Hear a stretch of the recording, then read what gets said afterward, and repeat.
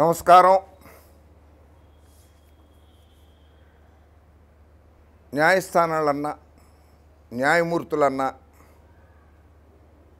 నాకు అపారమైన గౌరవం ఉంది. బాబు గారంటే అమితమైన గౌరవం ఉంది. ఆయనంటే నాకు చాలా ఇష్టంగా ఉండే రాజకీయ నాయకుల్లో ఒకడుగా ఉండేవాడు ఒకప్పుడు. ఇప్పుడు ఆయన పరిస్థితి మారిపోయింది.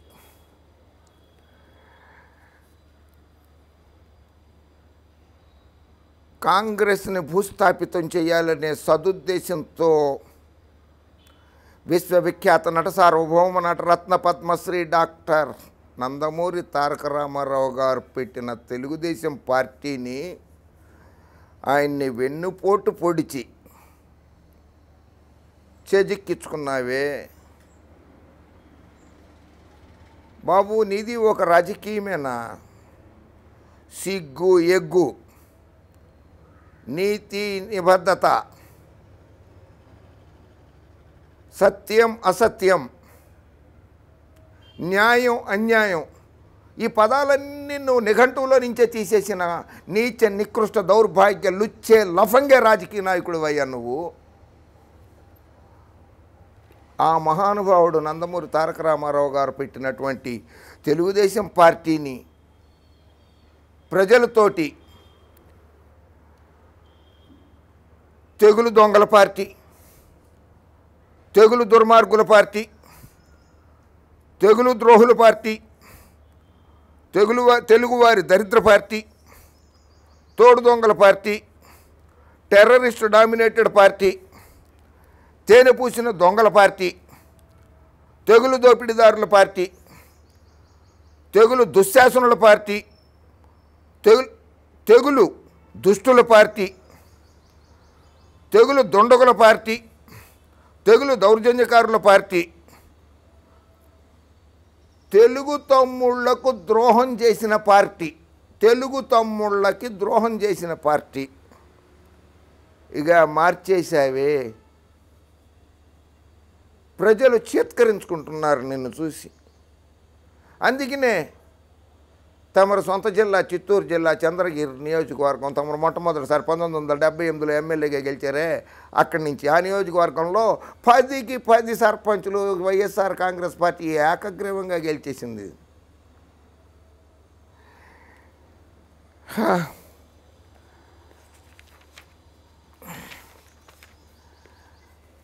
బాబు, నీ పిచ్చి పరాకాష్ఠకి చేరింది.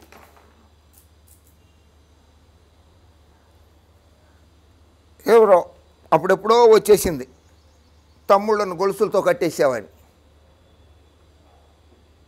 నీ పిచ్చి ముదిరిపోయింది కనుక నిన్ను కూడా గొలుసులతో కట్టేసే రోజులు దగ్గర పడ్డాయి.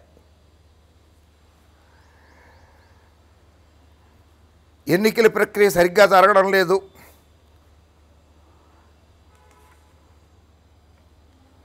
ఎన్నికల్లో దౌర్జన్యాలు జరుగుతున్నాయి, ప్రలోభాలు జరుగుతున్నాయి, ఒత్తిళ్ళు చేస్తున్నారు అంటున్నావు. ఫలితాలు వచ్చిన రోజునాడు 1034 సర్పంచులు గెలిచేసామని చెప్పి పెట్టేసుకున్నావు డిస్ప్లేలో. గెలిచింది 560, వైసీపీ వాళ్ళు గెలిచింది 2640. ఈ తప్పుడు ప్రచారం నీకు ఎట్లాగో పచ్చ మీడియా చేస్తూనే ఉంది. నీ తరఫున ప్రచారం వాళ్ళు చేస్తూనే ఉన్నారు. అయినా అది చాలదన్నట్లుగా నువ్వు కూడా ప్రచారం మొదలెట్టేసుకున్నావు. 1000 గెలిచేసాం, 1200 గెలిచేసామని.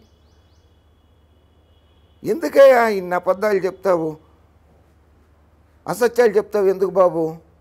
ఆ సత్యచంద్రుడు బతుకుంటే నువ్వు చెప్పిన అబద్ధానికి ఒక్కొక్కసారి చచ్చిపోతూ ఉండేవాడు కదయ్యా బాబు. ఒక్కొక్కసారి ఒక్కొక్క పార్ట్ తీసేసుకుంటూ ఉండేవాడు, సూసైడ్ చేసుకుని చచ్చిపోయి ఉండేవాడు సత్యహరిశ్చంద్రుడు. ఇన్ని అబద్ధాలా? ఆ గోబెల్స్ గారు నయ్యం నీకంటే. ఆయన ఉంటే కూడా సూసైడ్ చేసుకునేవాడు ఆ గోబెల్స్ మహారాజు. ఆయన కూడా అసలు అక్రమాలు, అవినీతి, ఒత్తిళ్ళు, దౌర్జన్యాలు ఇవన్నీ జరిగితే మీ ఒకప్పుడు మిత్రపక్షం భారతీయ జనతా పార్టీ ఉంది కదా, సోము వీర్రాజు గారు కూడా ఉన్నారు, విష్ణువర్ధన్ రెడ్డి గారు ఉన్నారు కదా, వాళ్ళు అమిత్ షా గారికి నరేంద్ర మోడీ గారికి వాళ్ళు కూడా లేఖలు రాసేవాళ్లే కదా. వాళ్ళు కూడా వైఎస్ఆర్ కాంగ్రెస్ పార్టీ మీదను వైఎస్ జగన్మోహన్ రెడ్డి గారి ప్రభుత్వం మీద ఆరోపణలు చేస్తూ లేఖలు రాసేవాళ్ళు, చర్యలు తీసుకోమనేవాళ్ళు కదా. వాళ్ళు ఏం చేయలేదే.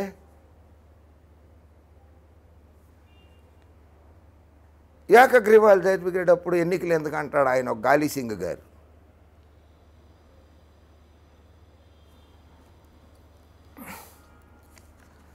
రెండు 2014లో ఏకగ్రీవాలు తక్కువయ్యాయి, ఇప్పుడు ఎక్కువయ్యాయని ఏడుస్తున్నావు. అప్పుడు మీకు 102 ఏకగ్రీవాలు వచ్చాయి, మరి ఇప్పుడు 151 ఏకగ్రీవాలు వచ్చాయి కదా. ఇప్పుడు ఎందుకు ఏడుస్తావు? అదే వైసీపీ వాళ్ళు దౌర్జన్యం చేస్తే ఆ 151 కూడా వచ్చేవి కాదు కదా. అది కాదు బాబు, అసలు మొదటి విడత పంచాయతీ ఎన్నికల్లో నీకు వచ్చినటువంటి 560 సీట్లకి నువ్వు ఒక అదృశ్య శక్తికి దండం పెట్టేసుకోవాల్సిందే. ఆయన ఎవరో నిమ్మగడ్డంట, ఆయన చేసిన ఆర్భాటానికి నీకు 510 సీట్లన్నా వచ్చినాయి.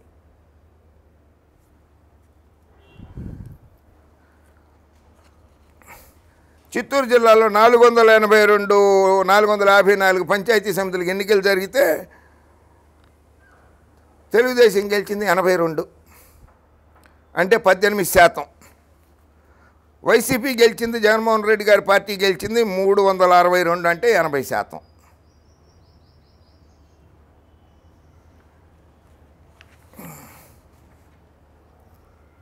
నలభై ఏళ్ల రాజకీయ ఇండస్ట్రీ ఏంటి? ఇండస్ట్రీయా? ఇదేమన్నా వ్యాపార సంస్థ ఇండస్ట్రీ అంటానికి? నీ ఇండస్ట్రీ అప్పడాలు చేసుకోవడానికి కూడా పనికిరాదు. నేనే దేశంలో అందరికంటే సీనియర్ రాజకీయ నేతనని చెప్పుకుంటాను. సిగ్గు లేదు. భారతదేశంలోనే ఎక్కువ కాలము ఒక ముఖ్యమంత్రిగా పరిపాలించిన వ్యక్తి పేరు, సిక్కిం ముఖ్యమంత్రిగా చేశారు పవన్ చామ్లింగ్ అని ఆయన. పవన్ చామ్లింగ్ అని ఆయన భారతదేశం. నువ్వు కేవలం 14 సంవత్సరాలు చేసావు. ఆయన అయితే జ్యోతి బసు గారు 23 సంవత్సరాలు 137 రోజులు చేశారు. జ్యోతి బసు గారు వెస్ట్ బెంగాల్ రాష్ట్రానికి 23 సంవత్సరాలు 137 రోజులు చేశారు ఆయన. నువ్వు 14 సంవత్సరాలు చేశావు. ఈ చామ్లింగ్ గారు, పవన్ చామ్లింగ్ గారు 24 సంవత్సరాల 165 రోజులు పరిపాలించి భారతదేశంలోనే రికార్డు సృష్టించారు. ఆయన 1977 జూన్ 21 నుంచి 2000 నవంబర్ 6 వరకు చామ్లింగ్ గారు ఉన్నారు. మరి ఆయన ఎంత గొప్పవాడు. అయితే ఇప్పుడు పార్టీలో ఆయన పార్టీ పవన్ చామ్లింగ్ గారు 1993లో సిక్కిం డెమోక్రటిక్ ఫ్రంట్ అని ఒక పార్టీ పెట్టారు. సిక్కిం డెమోక్రటిక్ ఫ్రంట్ అని ఒక పార్టీ పెట్టారు. ఇప్పుడు ప్రస్తుతం ఆయన ఒక్కడే మిగిలాడు ఆ పార్టీలో. అబ్బాయి నీకు ఆ దురదృష్టం, ఆ దౌర్భాగ్యం పట్టదు నీకు. ఎందుకంటే నీ పక్కన నీ సుపుత్రుడు పప్పు గారు ఉన్నాడు, పక్కన కనపడితే కొట్టేస్తాడు చూడు, బామ్మరిది గారు ఉన్నారు నీ పక్కన. సో నిన్ను మోసేందుకు 3 ఉన్నారు. ఇంకో ఆయన కూడా ఉన్నాడు, అచ్చెన్నాయుడు గారని. నిన్ను మొయ్యడానికి 3 ఉన్నారు. మొయ్యడానికి 4 కావాలి. నీతో కలుపుకునే 4 అయ్యారు, 3 ఉన్నారు అక్కడ నిన్ను మొయ్యడానికి. అంతే మిగిలేది పార్టీలో. తెలుగు తమ్ముళ్ళకే ద్రోహం చేసావు నిన్ను నమ్ముకుని. పశ్చిమ బెంగాల్ సీఎంగా జ్యోతి బసు గారు కూడా 5 సంవత్సరాలు చేశారు. ఈ చామ్లింగ్ని స్ఫూర్తిగా తీసుకో. ఆయన కామ్ అయిపోయారు రాజకీయాలలో. పవన్ చామ్లింగ్ గారిని స్ఫూర్తిగా తీసుకో. ఆయన పిచ్చి పిచ్చి మాటలు మాట్లాడట్ల పదవి పోయినా కూడా. ఆయన తన రాజకీయ భవిష్యత్తును అలాగే అంతే గౌరవంగా ఉంచుకున్నారు.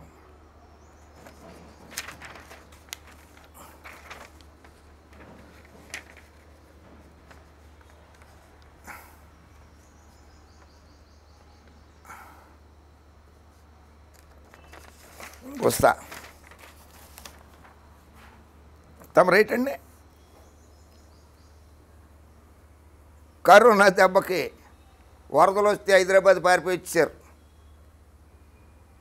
కరోనాకి 3 అడుగుల దూరంలో ఉండమంటే 300 కిలోమీటర్ల దూరం పారిపోయి హైదరాబాద్ వచ్చేసారు.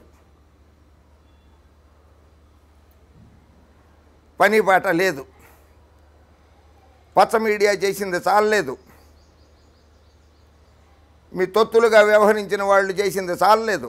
స్వయంగా రంగంలోకి దిగిపోయారు మీరే. 11/2/21 నాడు భారతీయ జనతా పార్టీ సీనియర్ నాయకులు దేశ హోంమంత్రి అమిత్ షా గారికి మీరు ఒక లేఖ రాశారు. ఇదిగో లేఖ ఇదే. చాలా స్పష్టంగా దాదాపు 1, 2, 3, 4, 5, 8, 9 పేజీలు లేఖ రాశారు మీరు.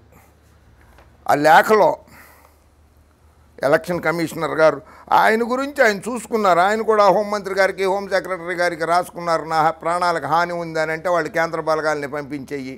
మీరు మీ అత్తగారు నందమూరి లక్ష్మీపార్వతి గారు ఎమ్మెల్యే శాసనసభ్యురాలుగా ఉంటే నా ప్రాణహాని ఉంది అని ఆవిడ అడిగితే మీరు ఆవిడకి రక్షణ కల్పించలేకపోతే ఆవిడ నాకు నా ప్రాణాలకి హాని ఉంది, నాకు రక్షణ కల్పించండి అని అడిగితే పివి నరసింహారావు గారు కేటాయించారు సిఆర్పిఎఫ్ బలగాలని ఆవిడికి.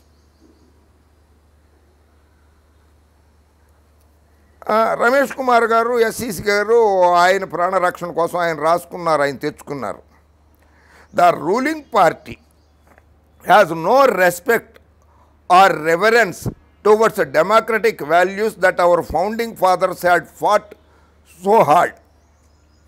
The YSRCP government is bent upon destroying democracy by violating fundamental rights. ఇది దెయ్యాలు వేదాలు వల్లించినట్లుగా ఉంది మీరు లేఖ రాస్తే. రాజ్యాంగానికి విరుద్ధంగా ప్రవర్తిస్తే 2018లో జరగాల్సిన పంచాయతీ సమితి మున్సిపల్ ఎన్నికల్ని ఈ రోజు దాకా నిర్వహించకుండా ఎందుకున్నావయ్యా నువ్వు? ప్రజలకు ఓటు వేసే హక్కు భారతదేశంలో రాజ్యాంగంలో కల్పించింది కదా, ఓటు వేయొచ్చని. ఓటు వేసే హక్కును 2 ఏళ్ల పాటు ఎందుకు పొడిగించావయ్యా? అది రాజ్యాంగ విరుద్ధం కదా. హవ్వా, అసలు ఓటు హక్కు లేని ఆయన్ని తీసుకుని వచ్చి ఆంధ్రప్రదేశ్ రాష్ట్ర ఎన్నికల కమిషనర్గా చేసిన దౌర్భాగ్య రాజకీయ నాయకుడు నువ్వు కాదా? నువ్వు రికమెండ్ చేసావు, సాక్షాత్తు నువ్వు సంతకం పెట్టి గవర్నర్ గారికి పంపించావు రికమెండేషన్ లెటర్. నిమ్మగడ్డ రమేష్ కుమార్ గారిని స్టేట్ ఎలక్షన్ కమిషనర్గా. ఆయనకు ఆంధ్రప్రదేశ్లో ఓటు హక్కే లేదు. ఆయన ఓటు హక్కు లేని ఆయన రాష్ట్రంలో ఉన్న రాజకీయ పార్టీలని, రాష్ట్ర అధినేత గవర్నర్ గారి మీద, రాష్ట్ర అధినేత రాష్ట్ర పరిపాలన అధినేత ముఖ్యమంత్రి వైఎస్ జగన్మోహన్ రెడ్డి గారి మీద, రాష్ట్ర శాసనసభ స్పీకర్ మీద, మంత్రులు పెద్దిరెడ్డి రామచంద్రారెడ్డి, కొడాలి నాని గారు, బొత్స సత్యనారాయణ గారు మంత్రుల మీద, జోగి రమేష్ శాసనసభ్యుడి మీద, గోపాలకృష్ణ ద్వివేది తదితర సీనియర్ ఐఏఎస్ అధికారుల మీద పెట్టిరేగిపోతున్నారు. ఆయనకు ఒక్కరికే విచక్షణ అధికారాలు ఉంటాయా? బాబుగారు, నిన్ను నమ్ముకున్న వాళ్ళల్లో కేవలం 10 మందికి తప్పితే నువ్వు నీ సామాజిక వర్గానికి చేసింది కానీ తెలుగుదేశం పార్టీ తెలుగు తమ్ముళ్ళకి, వాళ్ళు చాలా మంచి వాళ్ళు తెలుగు తమ్ముళ్ళు, తెలుగుదేశం పార్టీ కార్యకర్తలు, నీతి నిజాయితీ నిబద్ధత ఉన్నటువంటి కార్యకర్తలకు కూడా నువ్వు చేసింది ఏమీ లేదు. ద్రోహం చేసావు తప్పితే, తెలుగు తమ్ముళ్ళకి ద్రోహం చేసావు తప్పితే ఒక్క 10 మందికి మాత్రమే నువ్వు చేసావు ఏమన్నా చేసి ఉంటే. ఇప్పుడు ఆ 10 మంది కూడా నీతో మిగలరు. నిన్ను నీ పార్టీని మోసేందుకు 3 మిగులుతారు. అది గుర్తుంచుకో. ఆ పవన్ చామిలింగ్ గారు ఒంటరివాడైపోయాడు కదా రాజకీయాలలో, అలాగే తమరు కూడా ఒంటరివారు కాకపోయినా 3 మిగులుతారు నీతో పాటుగా. మీతో పాటుగా 4 ఉంటారు. రాశావు, destroying democracy by violating the fundamental rights, rule of law. Rule of law ఏం చెప్తారండి మీరు? మీ ఎమ్మెల్యే చింతమనేని ప్రభాకర్ గారు వనజాక్షి అని ఒక ఎంఆర్ఓని ఇసుక అక్రమ రవాణా చేస్తున్నారని అన్నందుకు నేలకేసి కీచుకుళ్ళలాగా దుశ్శాసనులాగా ఆవిడ్ని ఇష్టం వచ్చినట్లు కొట్టారు కదా నడి బజారులో నడి రోడ్డు మీద. మీరా చెప్పేది నీతులు నియమాలు? Rule of law and the constitution. At a time when COVID pandemic is destroying the lives and livelihoods of the people, the YSRCP-led government is vociferously attempting to pursue its selfish agenda by leaving people to their fate. భారతదేశంలోనే ఎక్కువ శాతం Covid పరీక్షలు చేయించిన రాష్ట్రంగా number 1లో నిలిచింది ఆంధ్రప్రదేశ్. అయినా సరే నువ్వు ఏదో చేస్తావు, అభాండాలు వేస్తున్నావు.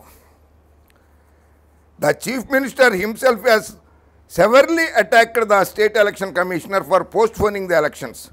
This was followed by derogatory comments by the Honorable Speaker of the AP Legislative Assembly. Speaker garu, ministers and ruling party MLAs and SCs ఆయన చూసుకుంటారు. ఆయన కోర్టులకు వెళ్ళారు, ఆయన మీద అభియోగాలు, నా మీద అభియోగాలు మోపారని చెప్పి ఆయన కోర్టులకు వెళ్ళారు, ఆయన నోటీసులు ఇచ్చుకున్నారు, వాళ్ళు ఆ మంత్రులు కానీ వాళ్ళందరూ కూడా జవాబులు ఇచ్చుకున్నారు. నీకెందుకు బాధ? నీ పచ్చ మీడియా అవన్నీ చర్చలు పెట్టి పెట్టి పెట్టి అలిసిపోయినాయి. నీకు అన్యాయం చేస్తుంది నీ పచ్చ మీడియానే. నీ పార్టీని, తెలుగుదేశం పార్టీని సర్వనాశనం చేస్తోంది నీ పచ్చ మీడియానే.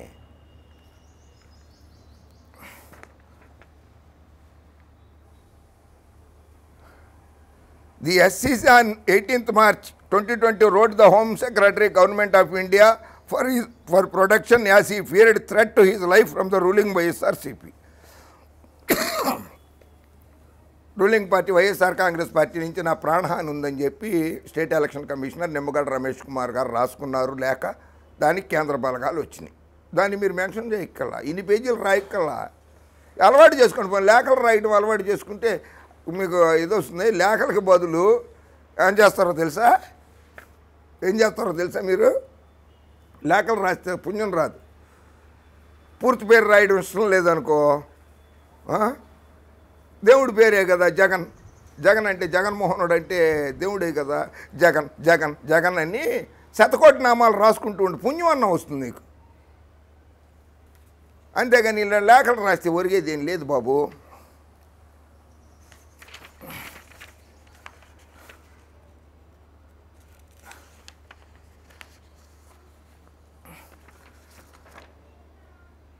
గవర్నమెంట్ ఎంప్లాయీస్ని ఇన్ఫ్లుయెన్స్ చేస్తారు. తమరేం చేశారో, మీరు అధికారంలో ఉన్నప్పుడు ఎన్జిఓల సంఘం అధ్యక్షుడిగా పనిచేసిన అశోక్ కుమార్ గారిని, అశోకే కదా, అశోక్ని ఏం చేశారు మీరు? ఎమ్మెల్సీ పోస్ట్ కూడా ఇచ్చారు. మీరేం చేశారో?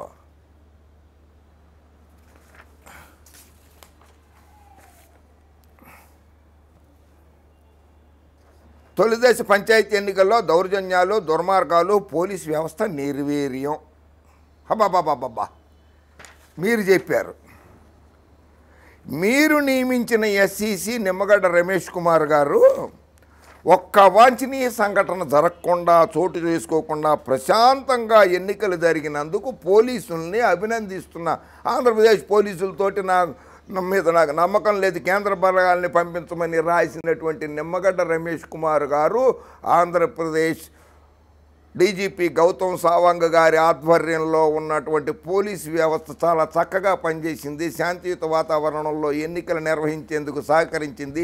ప్రభుత్వోద్యోగులు, రాష్ట్ర ప్రభుత్వోద్యోగులు, వైఎస్ జగన్మోహన్ రెడ్డి గారి నేతృత్వంలోని రాష్ట్ర ప్రభుత్వ ఉద్యోగులందరూ కూడా ఎన్నికలు సక్రమంగా నిర్వహించేందుకు దోహదపడ్డారు అని నిమ్మగడ్డ రమేష్ కుమార్ గారే స్టేట్మెంట్ ఇచ్చారు. ప్రశాంత వాతావరణంలో జరిగిన ఈ ఎన్నికలు అని.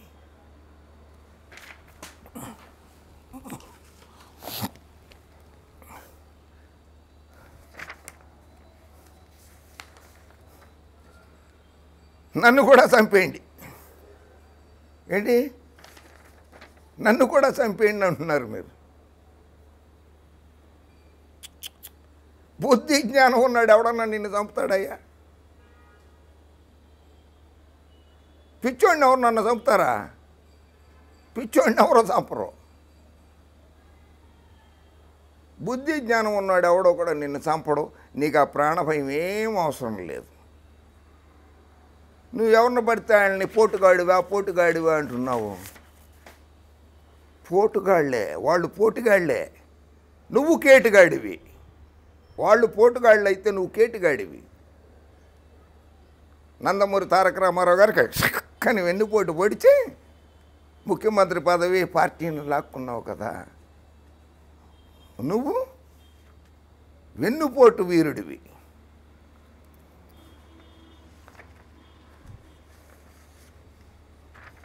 జగన్మోహన్ రెడ్డి గారు, మీరు ఇలాగే పరిపాలిస్తే బట్టలు ఇప్పి తరిమేస్తాం. మా అమ్మ బాబు దండం పెడతా బాబు, మిమ్మల్ని ఇలాగే చూడలేక చూస్తున్నారు రాష్ట్ర ప్రజలు.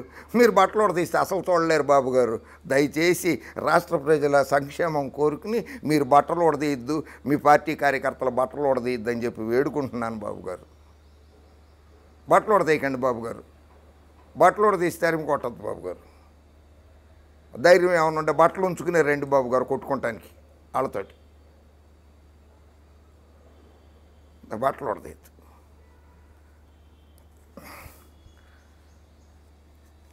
వైఎస్ఆర్ కాంగ్రెస్ పార్టీ ప్రభుత్వంలో ఆడపిల్లలకు రక్షణ లేదు.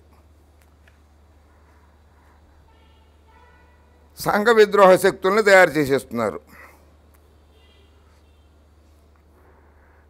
నడివీధిలో చంద్రబాబు గారు ఆర్తనాదాలు. అయ్యా,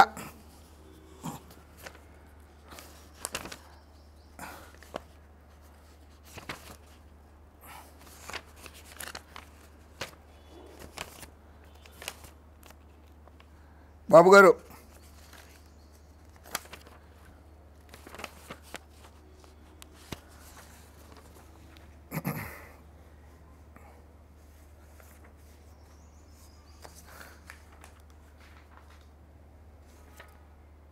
మీరు పరిపాలన చేస్తున్నప్పుడు వైఎస్ జగన్మోహన్ రెడ్డి గారు ప్రతిపక్షంలో ఉండగా, కోడెల శివప్రసాదరావు గారు శాసనసభ స్పీకర్గా ఉండగా, సాక్షాత్తు శాసనసభలోనే శాసనసభ వెలుపల కూడా మీరు దళితులు, వెనుకబడిన వర్గాల వారు రాజకీయాల్లో పదవులు మాక్కుంటాయి, మీకెందుకురా పిచ్చిముండా కొడకల్లారా. సారీ, ఈ పదం వాడినందుకు. ఈ పదం నేను వాడలేదు, మీ పార్టీ ఎమ్మెల్యే ప్రభాకర్ గారు వాడారు.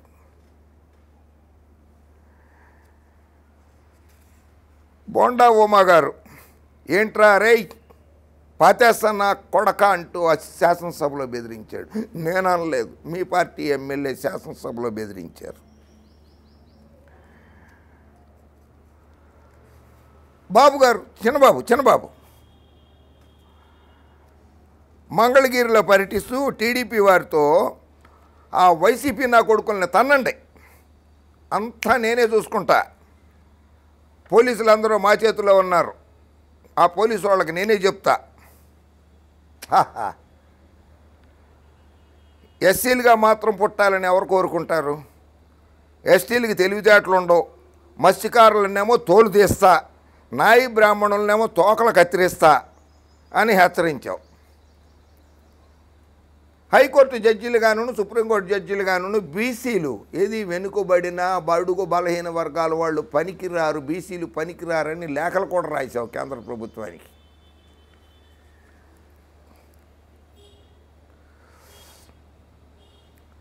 ప్రభుత్వోద్యోగులను ఉద్దేశించి నా కొడుకులకి జీతాలు చెల్లించడానికైనా ప్రజలు పన్నులు కట్టేదని అడుగుతారు మీరు.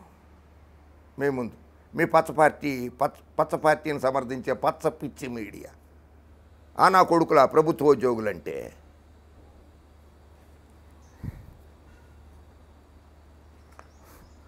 శ్రీకాకుళం జిల్లా వెళ్ళారు తిత్లీ తుఫాను వచ్చినప్పుడు.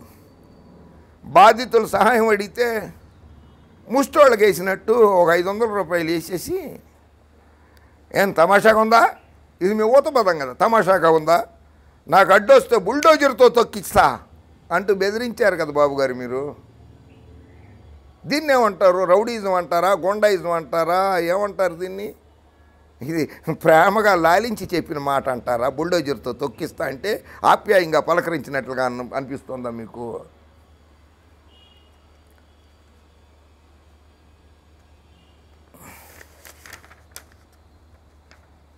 రాజ్యాంగం గురించి మీరు మీ పార్టీ నాయకులు మాట్లాడతారు.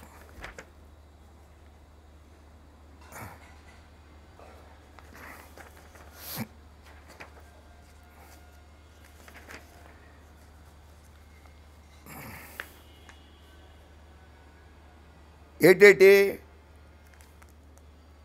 12/2/2021 నాడు AP state election commission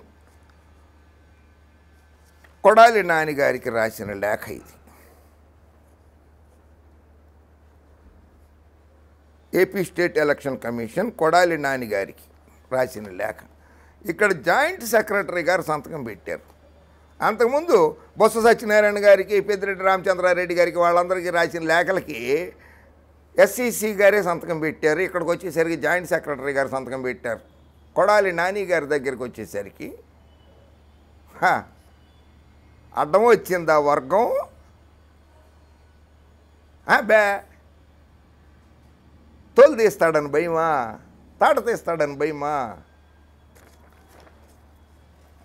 It has come to the notice of the Commission, the Honorable Minister for Civil Supplies during the press conference held on 12/2/21 FN has referred to the Commissioner in derogatory terms. His utterances in bracketing the Commissioner with certain others is done in a manner lowering the esteem of the Commission as well as the public standing of the Commissioner, who is conducting the elections to the Gram Panchayats in the state. Honorable Minister's utterances impute unfounded malfeasance as well. Under the circumstances, the Commission urgently seeks the explanation of the Honorable Minister. ఆయన్ని వివరణ అడిగారు, చెప్పమన్నారు కొడాలి నాని గారిని. The Commission further directs that unless suitable amendments are made publicly to the satisfaction of the Commission immediately, necessary further steps would have ensured the Honorable Minister of Civil Supplies shall furnish his reply, if any, by 5 PM today to the commission either in. ఇక్కడ చూడండి, commissioner గారు, ఇది మీరు అమిత్ షా గారికి రాసిన లేఖ. అమిత్ షా గారికి రాసిన లేఖలో state election commissioner Nimmagadda Ramesh Kumar గారు విధులు సక్రమంగా నిర్వహించట్లేదంటూ మీ మీద అభియోగాలు మోపుతూ అసమర్థుడు అంటూ రాశారు. మరి చంద్రబాబు నాయుడు గారికి ఇలాగే నోటీస్ ఎందుకు ఇవ్వలేదు సార్? చంద్రబాబు నాయుడు కూడా నోటీస్ ఇవ్వాలి కదా సార్? రమేష్ కుమార్ గారు ఎందుకు ఈ పక్షపాత వైఖరి? చంద్రబాబు నాయుడు గారికి కూడా నోటీస్ ఇవ్వాలి కదా. పెద్దిరెడ్డి రామచంద్రారెడ్డి గారికి ఇచ్చారు, బొత్స సత్యనారాయణ గారికి ఇచ్చారు, కొడాలి నాని గారికి ఇచ్చారు, ముగ్గురు మంత్రులు, జోగి రమేష్ గారికి ఇచ్చారు నోటీసు. ఇది జోగి రమేష్ గారికి ఇచ్చారు.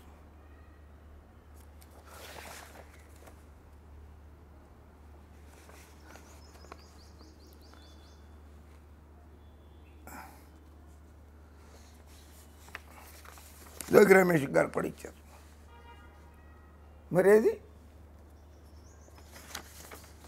కొడాలి నాని గారు తమరికి జవాబు ఇచ్చేశారు.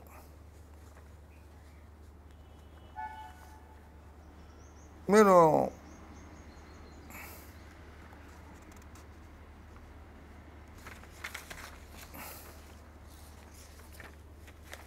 ఆరోపణలను నేను ఖండిస్తున్నా. రాజ్యాంగ సంస్థలపై నాకు అమితమైన గౌరవం ఉంది. కొడాలి నాని గారు అన్నది మీకు ఇచ్చిన జవాబు. ముఖ్యంగా స్టేట్ ఎలక్షన్ కమిషన్ అంటే నాకు చాలా గౌరవం. ఎలక్షన్ కమిషనర్ గారు అన్న నాకు గౌరవం. నా మాటల్లోని లోతైన అర్థాన్ని అర్థం చేసుకోలేకపోయారు, మీరు భావాన్ని అర్థం చేసుకోలేకపోయారు. ఉద్దేశపూర్వకంగా నేను కించపరిచే వ్యాఖ్యలు చేయలేదు అని ఇచ్చేశారు.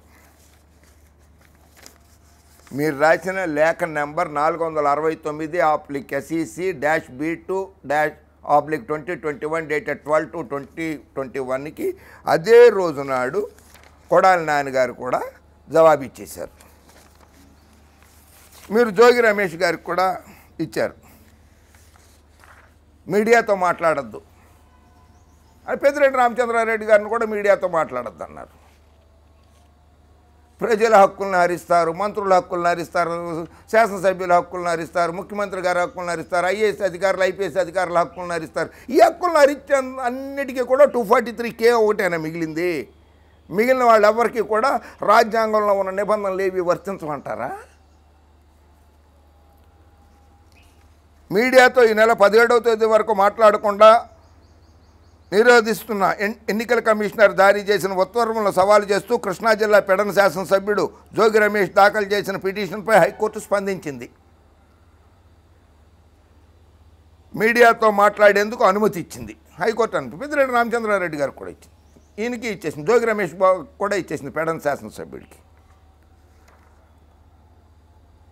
ఈ పిటిషన్పై లంచ్ మోషన్ ద్వారా అత్యవసర విచారణకు న్యాయమూర్తి DVSS సోమయాజులు అంగీకరించారు. జోగి రమేష్ తరఫున న్యాయవాది VRN ప్రశాంత్ వాదనలు వినిపిస్తూ 3 రాజకీయ పార్టీలు ఇచ్చిన ఫిర్యాదు మేరకు ఎన్నికల కమిషన్ ఉత్తర్వులు జారీ చేసిందన్నారు. ఈ ఉత్తర్వులు ఇచ్చే ముందు పిటిషనర్కు ఎలాంటి నోటీసు ఇవ్వలేదని, వివరణ తీసుకోలేదని అన్నారు. మీరు నోటీసులు ఇచ్చేటప్పుడు వివరణ కూడా తీసుకోవాలి కదా, అలా తీసుకోకుండా కూడా నోటీసులు ఇచ్చేసి నువ్వు మాట్లాడద్దు, గ్యాగ్ ఆర్డర్లు ఇచ్చేయటం ఏంటి? అసలు గ్యాగ్ ఆర్డర్ అనేది రాజ్యాంగంలో లేదు, భారతదేశ రాజ్యాంగంలోనే గ్యాగ్ ఆర్డర్లు లేవు. మీరు గ్యాగ్ ఆర్డర్లు లాంటివి మీడియాతో మాట్లాడద్దు ఏంటి? తప్పు.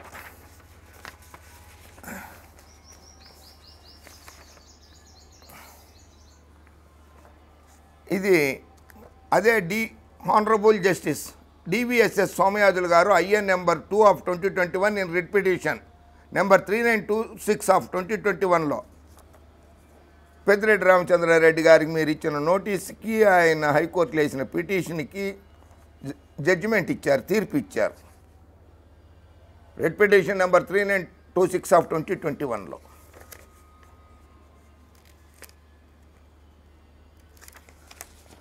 ఆ తీర్పులో the interlocutory application is allowed in the order in so far as it restrains the petitioner from leaving his residential premises is satisfied. ఆయన అయితే హౌస్ అరెస్ట్ లాగానే ఇంట్లో నుంచి బయటకు కదలొద్దన్నారు పెద్దిరెడ్డి రామచంద్రారెడ్డి గారిని. మీరు ఇచ్చిన ఆర్డర్ని హైకోర్టు కొట్టేసింది.